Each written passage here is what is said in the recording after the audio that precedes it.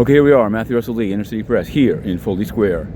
It's Monday, February 21st, 2023, and we're covering the court, including the death penalty phase on Saipov, who mowed down and killed 8 on the West Side Highway bike path.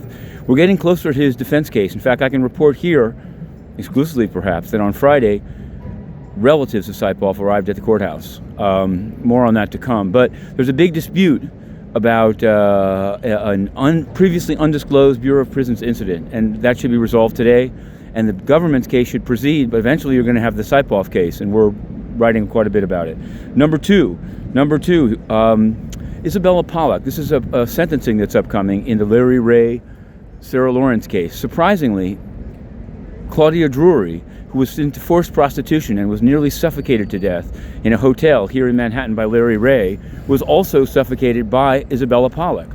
And Isabella Pollok is standing for sentencing, but Claudia Drury wrote a very profound letter saying that it really wasn't Isabella's fault. Now, the question is how much weight that's going to be given by Judge Lyman, who is the sentencing judge. We'll just have to see.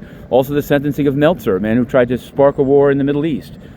Must say that the U.S. Virgin Islands, to its credit, has sought to subpoena Les Wexner in their case on about Jeffrey Epstein's collusion with J.P. Morgan Chase Bank. Check that out. We wrote that last week before the break and before we began today. Now, the Ukraine war is coming up on its 1-year anniversary, and all and sundry are putting out press releases. Joe Biden went to Kyiv, of course, but the UN, UNICEF, everybody's got a press release. I want to say, here's my press statement as Inner City Press. Antonio Guterres has failed on this war dismally.